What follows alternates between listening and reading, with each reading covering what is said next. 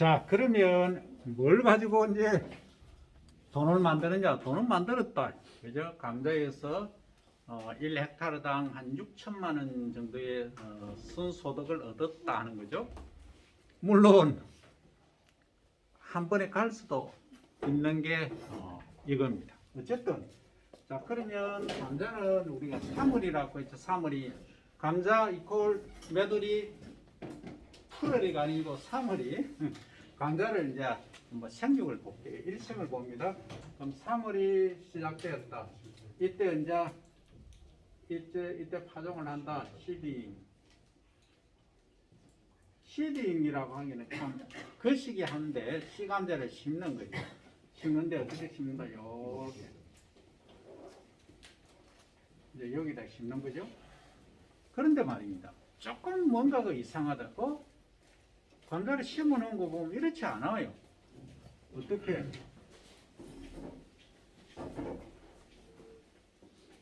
아니 약간 좀 밋밋하게 심는 데도 있어요. 이상하다. 내가 본 거는 이런 건데 약간 밋밋한데 그러니까 높이가 한 10cm 정도 이런데 여기는 지금 거리 나온 게 30cm.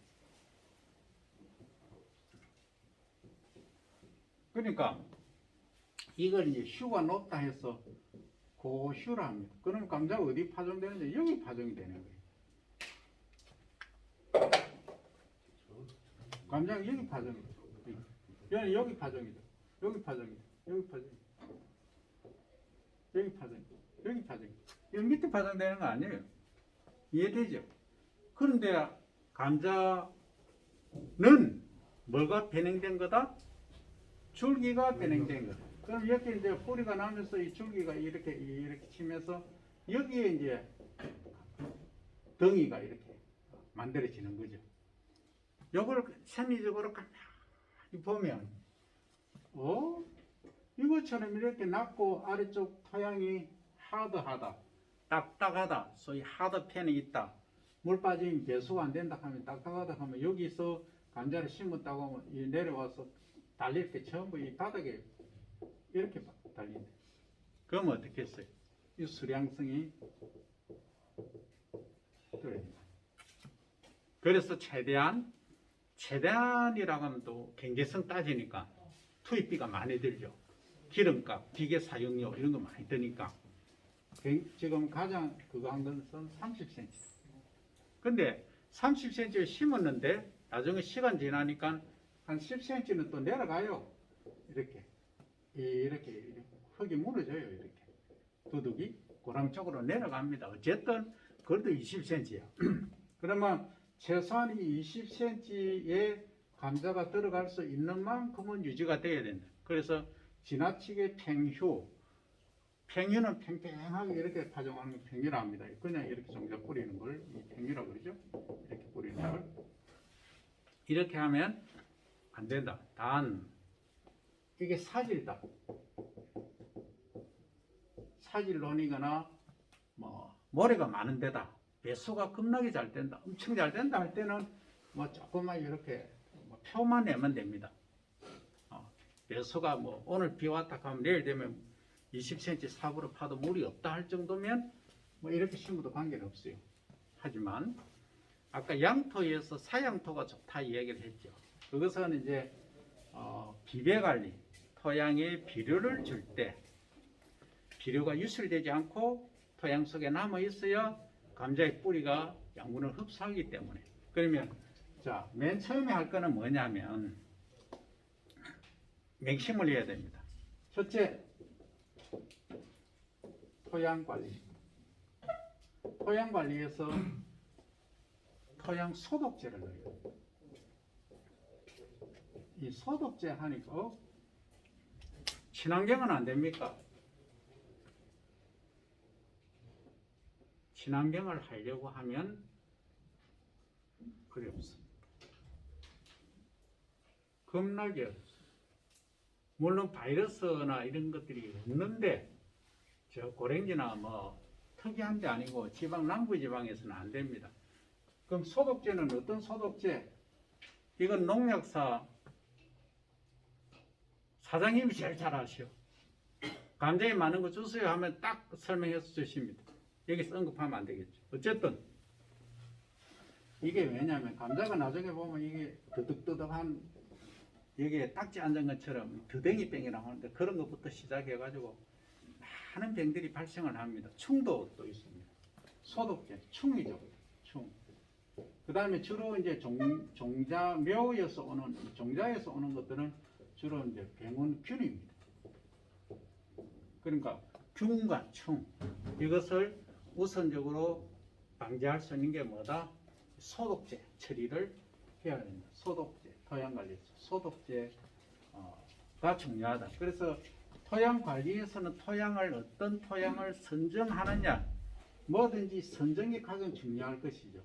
내가 어디에 살 것인가가 뭐예요?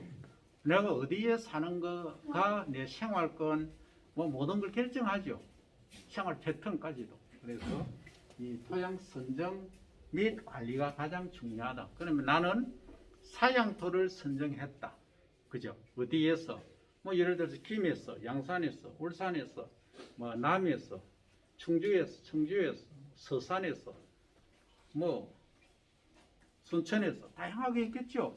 그러면 내 지역 또는 토양을 일단 선정을 해야 됩니다. 하고 이게 봄에 심으면 가장 핵심이 될 게 꽃샘추입니다. 꽃샘추. 자, 무슨 얘기냐? 일단 파종을 했는데, 파종을 했어. 이렇게 심었는데, 보통 비닐 멀칭을 합니다. 비닐을 이렇게 이제 덮는 거죠. 커버링을 합니다. 하는데 이게 싹이 나죠. 이게 싹이 나면 이제 비닐을 뭐 해야 돼요? 걷어주든지 아니면 얘가 자라도록 해줘야 되죠. 그러니까 비닐을 걷어버리면 어때요? 잡초가 또 문제입니다. 잡초. 그래서 소독제도 하고 두 번째는 이 또 제초제도 사용을 해야 됩니다. 이게 제초제 사용 안 하면 좀 관리가 힘듭니다. 그러면 뭐 친환경을 해야 되는데 제초제 해가 되느냐? 근데 제초제를 피복에 여기 위에만 살짝 이렇게 뿌립니다. 그렇게 뿌리면 되는데 제초제는 나는 친환경 하겠다. 어차피 친환경은 안 됩니다. 왜? 살충제 섞기 때문에 안 됩니다. 하지만 제초제를 최소한으로 하겠다 하면 비닐을 세 번째 이제 비닐입니다. 멀칭. 요거하고 꽃샘추위하고 같이 간다는 거죠. 멀칭을 이렇게 이제 했죠. 이렇게 덮었다. 멀칭하는데 이제 비닐 종류가 있습니다. 비닐 종류가 있는데 첫째는 이제 흰색이 있고 두 번째는 이제 검정색이 있고 세 번째는 또 청색도 있고 네 번째는 유색이라고 있어요. 유색. 이게 뭐냐 하면 흰색을 하면은 어떻게 온도가 따뜻해지니까 빨리 발효를 하고 빨리 생장하겠죠. 초기 생장. 대신에 빛의 투과가 잘 돼서 잡초가 막 자랍니다. 잡초가 나중에 다 들고 일어나 버려요. 그런데 잡초 종자라고 하는 애는 거의가 광발화성입니다. 빛이 있어야 발화를 해요. 그러니까 검정색으로 코팅된 걸 위에 덮어버리면 잡초 종자에 지금 발생하는 것을 봐서 99.9%는 발화를 못해요. 괜찮다는 잡초 방지가 되죠. 그런데 이 흰색을 검정색을 하면 검정색 지가 어떻게 해요? 검정색 지가 열을 흡수를 해버려요. 그러니까 초기 생장이 늦어. 그러니까 뿌리가 적게 되는 거예요. 그러니까 수량성이 별로 또 안 좋고 생육이 딜레이 되는 거예요. 그래서 또 거시기 하다는 거죠. 그래서 이걸 이제 유색을 많이 써요. 유색은 뭐냐면 주로 이제 이런 거예요. 비닐이 이렇게 바깥에는 전체가 이제 검정색이에요. 그런데 요 가운데 20cm만 요 20cm만 뭐 한다? 흰색이에요. 배색이라고 해요. 흰색. 아니, 유색이 아니고 배색이라고 그럽니다. 배색 필름이라고 합니다. 유색은 이게 청색 이런 게 유색이고 배색 필름. 그러면 이제 비닐 판매하는 사장님한테 가시고 선생님 뭐 이렇게 하려고 하니까 뭐 하면 알아서 줍니다. 근데 배색 필름이란 말을 써서 이렇게 하시면 그러면 이제 내가 20cm 간격으로 이렇게 심었잖아요. 또는 30cm 심었다. 그러면 요 가운데 나는 풀은 나중에 층을 해야 됩니다. 방법이 없어요. 들고 올라갈 수 있어요. 그래서 여기만 살이 살짝 듣기 전에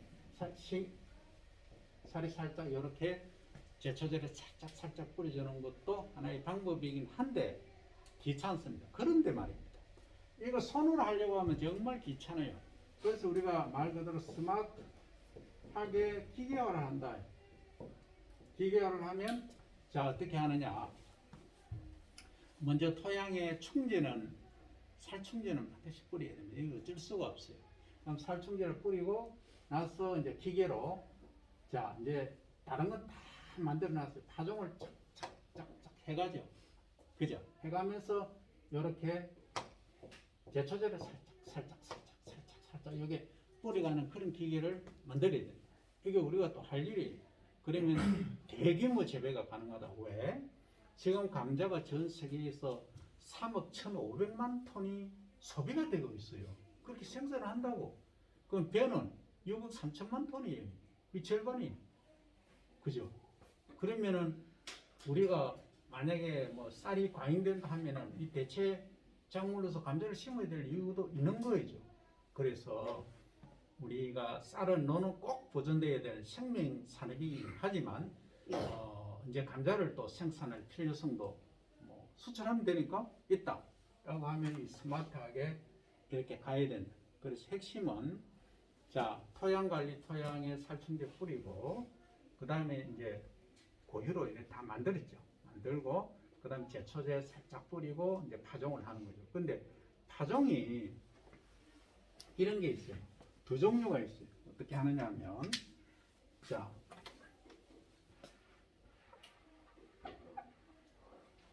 이 비닐이 있는데 이 속에 파종을 할 수도 있어요. 구멍을 뚫으면서 뿅 하고 척 심을 수도 있고 또 하나는 이렇게 그냥 심고 비닐을 멀칭하는 경우가 있어요. 그러면 작업의 편리성을 보면은 심고 비닐을 덮는 게 편해요. 비닐 피복기가 있으니까 요즘 기계도 나와 있어요. 그러면 그렇게 하면은 나중에 구멍을 뽕뽕뽕뽕 다 뚫어줘야 되는 또 귀찮은 점이 또 있어요. 그래서 일장일단이 있는데 그것은 이제 본인의 선택의 몫이다 하는 거죠. 근데 기계가 이제 잘 나와 있으니까 가능하다는 거죠. 그러면 자 이렇게 했다. 꽃샘 추위를 주의하라. 우리는 이 4월이 봄이다 하고 막 이제 이 긴 옷에서 짧은 옷으로 딱 바꾸려고 하는 순간 어느 날 얼음이 얼었다 하면 다 죽어버립니다. 다 가버립니다. 못 삽니다. 이 꽃샘 추위를 반드시 염두에 둬야 된다. 이 감자는 얼어버리면 끝나는 겁니다. 끝나. 더 이상 방법이 없어. 그래서 이 꽃샘 추위를 각 지역별로 다 잘 알아야 됩니다. 언제까지 얼음이 오느냐, 또 서리가 언제까지 내리느냐. 이 서리가 얘기가 나오십니까? 서리. 이 프로스트, 서리라는 것은 가장 먼저 오는 게 보통 11월이죠. 그러니까 1의 매를 지나서 가장 늦게 오는 게 언제다? 보통 3월, 뭐 2월, 3월. 딱 잘못해서 4월에 오는 중상간지가 있다 이 말이에요. 요걸 이제 가장 먼저 오는 것을 초상이라고, 가장 늦게 오는 것을 만상이라고. 핵심은 요 만상이 중요한 거죠. 만상이 3월에 오느냐 2월에 오느냐 20년간 데이터를 쫙 봐야 됩니다. 기후 변화가 또 오면은 또 다를 수가 있죠. 그래서 안전하게 농사를 지어야 됩니다. 대량으로 할 때는 더더욱 그렇습니다. 이걸 어기고 이걸 모르고 그냥 내가 성격이 좀 급하다 해서 빨리 파종을 해서 빨리 나는 수확해서 하겠다 하다가는 한 방에 갑니다. 중요합니다. 이걸 반드시 명심을 해야 됩니다. 자, 그러면 좋습니다. 그러면 요걸 이제 얘기를 했다. 언제 심을 거냐? 고샘추위 주의하라. 그러면 이제 세 번째는 토양 관리 속에 들어갈 수도 있지만 이제 시비입니다. 시비니까 뭐 싸움하자 하는 학생들이 있는데 왜 아침부터 싸움합니까? 하는데 시비는 fertilization 비료입니다. fertilizer 하면은 뭐죠? 비료죠? fertilization 하면 시비입니다. 그래서 시비는 비료는 주로 이제 NPK로 이야기를 하는데 NPK가 P2O5는 인산이고 K2O는 칼륨, 이거는 칼이 그죠? 그냥 칼륨 NPK로 이렇게 보통 우리가 이야기를 합니다만 흡수되는 형태는 K2O 이렇게 되죠. 자, 그러면 이걸 기준으로 해서 고냉지나 이런 데는 추운 데는 15, 13 또는 14 정도 이렇게 줍니다. NPK 이해됩니까? 근데 남부 지방에는 좀 적게 줘도 돼요. 12, 13, 뭐 14. 근데 14 이거는 왜 안 주니? 왜 똑같니? 왜 그랬죠? 카리가 하는 역할이 있습니다. 이 카리는 자, 카리하고 뭐 닮은 게 있죠? 뿌리하고 닮았죠? 리자가 같죠? 카리, 뿌리. 리자가 같죠? 카리는 뿌리하고 관계가 있다 하는 거죠. 그래서 뿌리를 이용하는 작물, 감자, 고구마 이런 애들은 카리를 많이 소비한다. 그래서 카리를 많이 줘야 된다 하는 것. 요걸 반드시 명심을 해야 됩니다. 같은 서류인 이제 고구마로 잠시 가볼까요? 고음에한 고구마. 고구마는 이 NPK에서 이 질소 시비량이 많아지면은 이 줄기나 잎이 무성해지고 뿌리가 적게 듭니다. 요거는 아주 중요합니다. 그런데 이 카리를 또 많이 주고 질소를 조금 줄이면 이 뿌리가 또 많아져요. 상대적으로.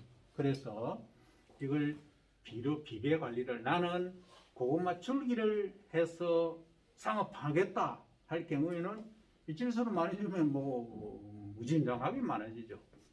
요 원리를 정확하게 이해를 해야 된다는 거죠. 그죠? 질소, 인, 카리. 인은 뭐냐? 인은 주로 열매예요. 열매에 관여하고 질소는 주로 광합성을 하는 클로로필, 엽록소의 구성원소이기 때문에 이거는 잎하고 관계있다. 성장하고 관계있다. 광합성하고 관계있다. 이게 핵심이에요. 그렇게 이해를 하면 된다 하는 겁니다. 자, 고샘추위 주의하고 시비할 때. 그런데 뿌리를 이용하는 것은 가장 핵심이 뭐라고 했어요? 뿌리를 이용하는 것은 NPK가 아닙니다. 물론 NPK가 중요하긴 하지만은 뭐다? 유기질 비료, 퇴비가 중요합니다. 퇴비. 완숙 퇴비. 이 퇴비를 시용함으로써 그 효능이 확실히 좋아진다.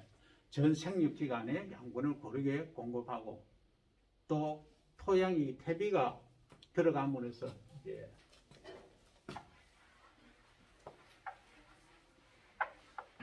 토양이 이제 토양이라고 하면 우리가 토양이다 이렇게 있으면 이 토양이다. 토양은 뭐와 뭘로 구성되어 있다? 고상, 기상, 액상, 고체, 고상은 기상, 기체, 액상은 액상, 물 이렇게입니다. 근데 말입니다. 이 고상 이외에 유기물이 있죠, 사실. 우리가 얘기 안 하는 이 고상이 들어갈 수 있죠. 이 유기물은 실제 뭘로 구성이 되어 있느냐 하면 이 고상의 흙 소일 자체도 마찬가지입니다만 여기에 이제 양분이 있고 그 다음에 섬유소가 있고 이런 것들이 다 있다. 양분이 유기물 속에 거의 다 있는 거예요. 그래서 토양의 유기물 함량이 낮다라고 하는 순간 그 토양 비옥도가 낮기 때문에 작물 재배하면 키가 안 큰다거나 줄기 가지가 적게 친다거나 생육이 잘 안 된다는 겁니다. 결국은 토양 유기물 함량이에요. 일본은 보통 5% 정도 되는데 농경지에 우리는 2.5%밖에 안 돼요. 절반밖에 안 된다는 거죠. 결국은 수량성이 떨어진다는 거죠. 그럼 어디에 의존한다? 화학 비료에 의존할 수밖에 없다는 거죠. 그래서 이 퇴비를 줘야 된다. 여기 유기물이 결국 퇴비거든요. 그런데 말입니다. 이 퇴비를 주면은 토양에 어떤 일이 벌어질까? 퇴비도 이제 두 종류가 있죠. 하나는 이제 완숙 퇴비가 있어요. 완전히 부숙된 거. 두 번째는 누구 이름 같으네. 미숙 퇴비가 있어요. 덜 숙성된 비료. 그러니까 이 그루터기나 이런 게 많이 남은 거. 이런 것들이 있다는 거죠. 그래서 이 완숙 퇴비를 주면은 뭐 큰 차이는 없지만 토양에서 우리가 말하는 가밀도라는 게 있어요. 가밀도는 우리가 일반적으로 얘기하죠. 얼마나 부드럽느냐, 퍼석퍼석, 포삭포삭 하냐 이거죠. 근데 이 유기물이 적으면 토양이 수분 입성 꽉 굳어져 있는 바위처럼 단단해지죠. 그러니까 우리가 뭔가를 꼬챙이 같은 거나 이런 걸 찌르면은 잘 안 들어가요. 굳어져 있기 때문에. 그런데 유기물, 부식 함량이 높을 때는 이렇게 싹 잘 들어가요. 그 말은 무슨 얘기냐? 이 가밀도는 뭐예요? 토양의 가밀도. 가밀도는 이제 부피분의 무게예요. 그럼 부피가 똑같은 요만한 볼륨인데 요만한 부피라고 가정하는데 무게가 많이 나간다는 것은 토양 입자가 많다는 얘기죠. 그러면 어떻게 해야 됩니까? 이게 딱딱하게 굳어지죠. 비가 온다든지 하면. 그런데 여기다가 이제 가밀도가 낮다 하는 거는 뭐예요? 낮으면은 이 토양 입자보다는 퇴비라든지 완숙, 미숙 퇴비나 이런 것들이 많이 있죠.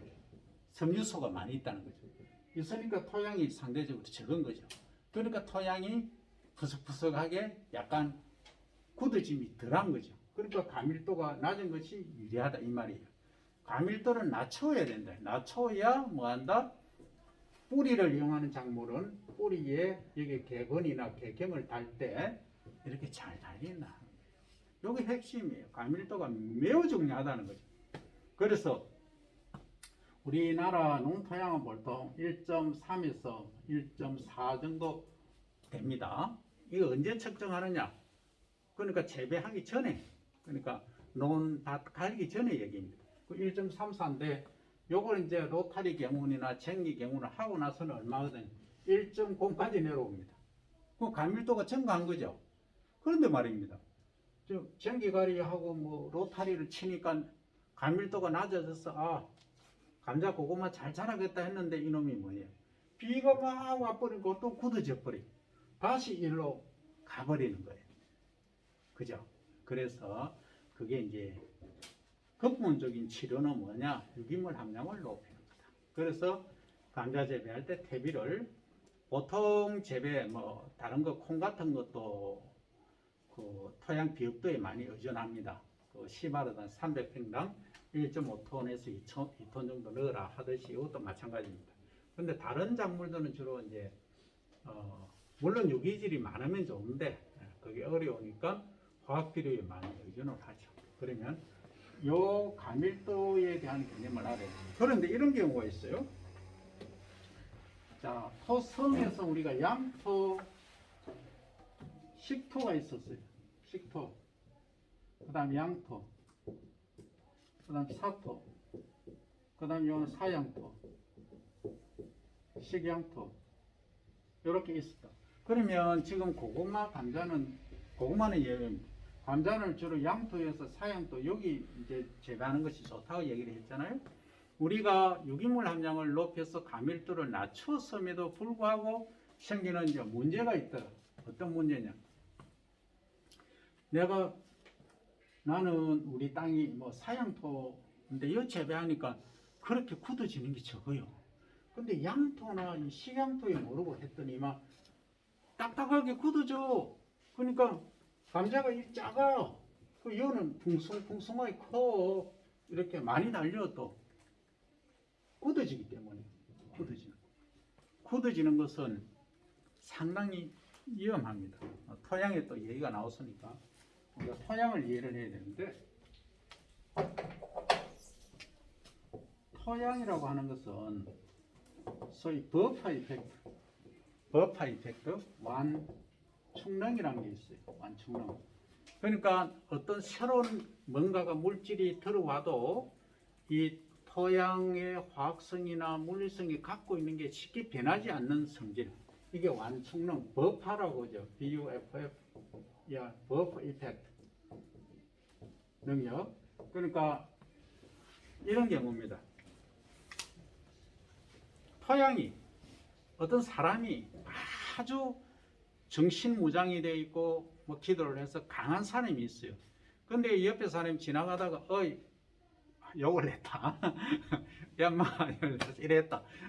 이러면 돌을 닦은 사람은 뭐 그래요 하고 이렇게 지나가는데 어떤 사람은 뭐야 하고 막 난리가 나는 사람이 있죠. 그게 버파 이펙트 완충능 그걸 효과적으로 대응하는 능력이 전자가 후자보다 훨씬 강한 거예요.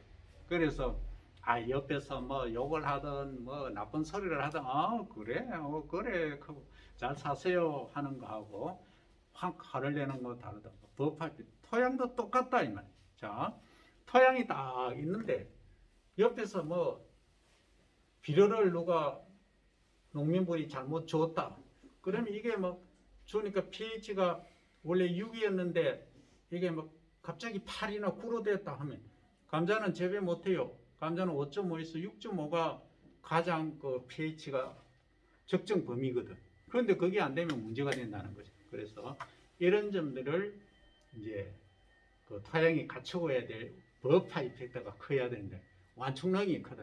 완충능이 크게 하기 위해서는 유기물 함량이 높아야 되는데 그게 핵심이에요. 그게 다예요. 자, 그러면 토양에 관해서 얘기했고 이제 심었다. 그리고 이제 이렇게 올라왔다. 이렇게 이제 싹이 텄다. 하면 여기 이제 구멍을 뚫어주든지 아니면 사전에 이제 싹이 자라게끔 구멍을 뚫어놓고 하든지 그것은 선택의 몫이다. 그 다음에 수확을 해야 된다. 나중에 재배를 했으니까. 수확은 하베스팅이죠. 하베스팅을 하는데 자, 어떻게 하느냐. 물론 요즘 기계가 있어서 감자 채취기 뭐 기계가 아주 스마트하게 만들어져 있어요. 그래서 기계에 대한 거는 뭐 원체 발달되어 있으니까 기계를 가지고 감자를 이렇게 쫙 줄로 켰다. 이렇게 줄 맞춰서 자 이렇게 켰다. 이걸 바로 가져가서 저장하면 안 됩니다. 왜? 아까 상처가 났다 했죠. 마음의 상처도 있겠죠. 그 다음에 기계적인 물리적인 상처가 있는 거예요. 그래서 이걸 치료를 해야 된다. 치료. 이걸 큐링, CURI 이제 큐링이죠. 이제 생각났다. 아까 프라이 했죠. 프라이. 프렌치 프라이 할 때 우리 프라이드 치킨 할 때 FRI1이죠. 그럼 FRY가 되겠죠. 자, 큐링 치료를 해야 된다. 이게 이제 아무리라고 우리말로 하면 아무리. 그러니까 이 딱지가 않도록 하는 거죠. 그러면 이제 치료가 완벽히 하는데 핵심이 있다는 거죠. 뭐냐 하는 거죠. 이걸 이제 낮은 온도에서 그냥 바로 하면은 문제가 심각해진다. 약간 바람을 통하게 하고 햇빛이 그냥 비가 안 오면 하루 정도 놔두는 게 좋아요. 그러면 누가 가져가지 않느냐? 그건 내 잘 모르겠어. 어쨌든 그럼 너무 오래 또 3일, 4일 놔두면 뭐 한다? 이 감자가 초록색으로 변해버려요. 그러면 뭐가 생긴다? 독소가 생긴다. 그죠? 그러면 이 식용으로 또 못해요. 그래서 이거를 하루 정도만 놔두고 그 다음에 이제 박스에 담아서 옮깁니다. 큰 박스도 이제 종이 박스가 있죠. 종이 박스가 있고 구멍 펑펑 뚫린 컨테이너라는 게 있어요. 감이나 이런 거 이제 과일 수확할 때 쓰는 거 컨테이너를 쓰는 게 좋다는 거죠. 그런데 컨테이너가 이런 경우가 있어요. 좀 딱딱하다 하다 보니까 이 마찰이 또 생길 수가 있으니까 우선 이 컨테이너에 비닐 같은 거 뽁뽁이라 그러죠.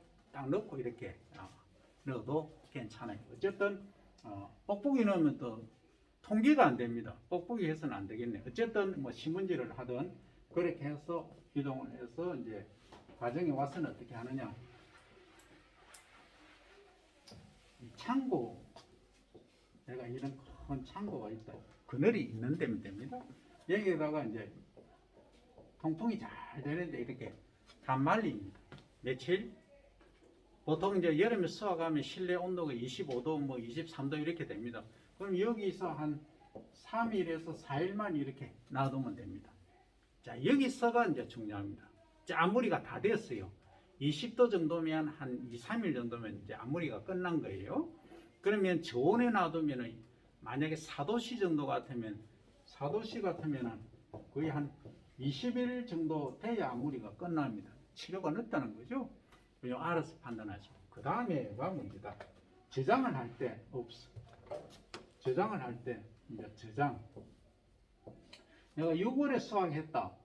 이것을 1년 내에 다음 해까지 내가 먹어야 된다. 할 때는 저온 저장을 해야 돼요. 저온 저장. 4도씨 저온 저장을 하고, 그렇지 않고, 난 아니다. 얘를 종자가 쓰면 안 되는데. 종자가 써야 될 경우가 간혹 생길 수 있어요. 그러면 종자로 이제 쓸 경우는 이걸 고온 저장을 합니다. 그러니까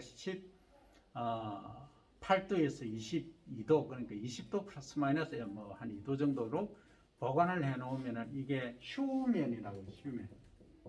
돌면 휴면이 타파가 됩니다. 그러면 내가 가을에 심을 것 같으면 이렇게 저장하면은 가을에 또 심을 수가 있어요. 근데 이런 경우에서 내가 그냥 먹는 거는 이렇게 4도씨 하는데 아니다. 나는 가공을 하겠다. 가공. 뭐 전분도 마찬가지고 프렌치 프라이도 마찬가지고 가공을 하겠다 할 경우에는 온도를 7에서 10도씨로 유지를 해줍니다. 왜냐? 이 4도씨로 해놓으면은 스타치 전분이 글루코스로 당으로 이렇게 유리당으로 많이 바뀝니다. 체인지가 돼요. 그럼 우리가 냉장고에 어떤 과일이나 뭔가를 넣어 놓으니까 어때요? 달죠? 단맛이 많죠? 그게 전분이 이제 당으로 변화되는 거예요. 그래서 그런 거예요. 그러면 이렇게 이제 내가 가공을 하겠다 하면 이 유리당이 당이 많이 생기면 안 됩니다. 왜? 당이 생기면 변색이 돼요. 변색. 색깔이 갈색으로 이렇게 변해버려. 그러면 소비자가 찾는 감자는 하얀색인데 이게 뭐야? 갈색이 되는 거예요. 그 뭔가 병든 거 가공한 것처럼 보이는 거예요. 그래서 온도를 지켜줘야 된다. 그래서 어떤 때 보관하느냐 목적이 뭔가에 따라서 이렇게 달라질 수 있다. 이게 감자의 여러 가지 얼굴입니다. 그죠? 우리 사람도 탤런트 기질이 있잖아요.